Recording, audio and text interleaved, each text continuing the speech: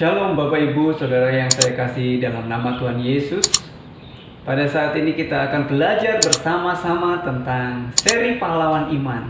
Pada saat ini kita akan belajar tentang Henokh. Siapakah Henokh? Henokh adalah anak dari Yared, ayah dari Metusalah. Manusia yang umurnya terpanjang di dunia, yaitu 969 tahun. Henokh berusia 365 tahun sebelum dia terangkat ke sorga. Di dalam perjanjian lama, ada dua tokoh yang tidak mengalami kematian secara fisikal, seperti manusia yang lainnya.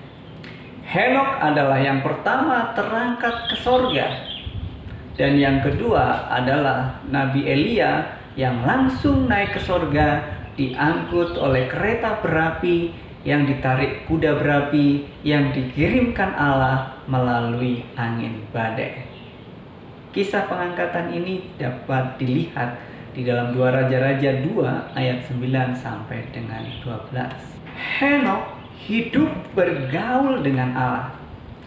Kalimat kunci daripada kehidupan Henokh yang berakhir dengan keajaiban dan kemuliaan adalah bahwa dia hidup bergaul dengan Allah. Apa yang dimaksud dengan hidup bergaul dengan Allah? Ada 3 hal yang penting dalam hidup Henokh. Yang pertama, karena beriman kepada Allah, Henokh terangkat ke sorga. Yang kedua, ada kesaksian yang menyatakan dia berkenan kepada Allah. Dan yang ketiga, Henokh adalah seorang yang sungguh-sungguh mencari Allah. Kalau kita melihat di dalam Matius 6 ayat 33, carilah dahulu kerajaan Allah dan kebenarannya, maka semuanya akan ditambahkan kepadamu. Henokh dengan sungguh-sungguh mencari Allah. Bapak Ibu Saudara sekalian yang saya kasih dalam nama Tuhan Yesus, tanpa iman tidak ada seorang pun yang berkenan kepada Allah. Beriman bukan hanya percaya kepada Allah, tetapi juga hidup bergaul dengan Allah, yaitu membangun relasi yang akrab dengannya, serta menjalankan perintah-perintahnya. Dengan beriman kepada Allah, orang percaya memiliki kekuatan untuk mengatasi segala tantangan dan godaan hidup, dan kelak pasti berhasil dalam akhir hidupnya, karena Allah berjalan bersama-sama dengan dia.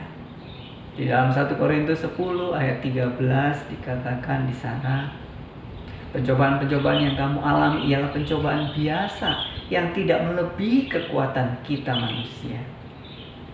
Tuhan pasti akan memberikan kekuatan serta jalan keluar sehingga kita dapat menanggungnya. Di dalam Roma 8 ayat 28 juga dikatakan, kita tahu sekarang bahwa Allah turut bekerja di dalam segala sesuatu untuk mendatangkan kebaikan bagi orang-orang yang mengasihi Dia, yaitu bagi mereka yang terpanggil sesuai dengan rencana Allah. Bapak Ibu Saudara sekalian, Henokh tidak mengalami kematian.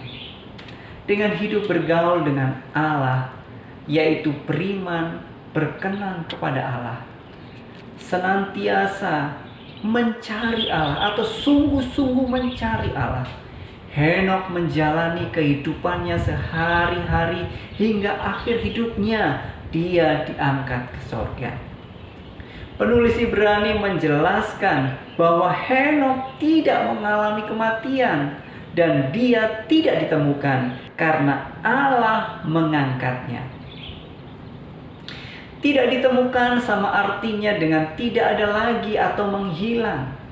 Dan kata mengangkat ini berarti mengubah. Dengan kata lain, Henokh naik ke surga bukan dengan tubuhnya yang fana ini.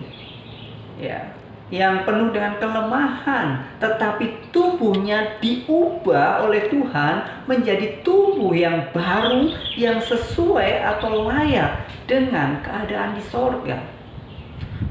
Tubuh kebangkitan atau tubuh mulia atau tubuh rohani. Sedangkan tubuhnya yang lama dan fana itu hilang atau lenyap, ibarat gelap yang digantikan dengan terang. Bapak Ibu Saudara sekalian, bagi orang tidak beriman, kematian adalah sesuatu yang menakutkan, kegelapan, misteri yang mengerikan, kesialan, penghukuman, kedukaan, kehilangan, dan kerugian yang besar. Tetapi bagi orang yang beriman, kematian merupakan suatu kebahagiaan karena akan selama-lamanya bersama dengan Allah di sorga.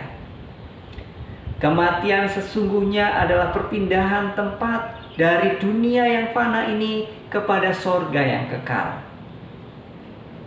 Bapak Ibu Saudara sekalian, orang yang beriman dijanjikan Allah untuk menerima tubuh kebangkitan yang baru, tubuh yang mulia yang tidak akan binasa. Hal ini memberikan pengharapan dan penghiburan ketika kita masih hidup di dunia ini dengan tubuh yang lemah dan fana.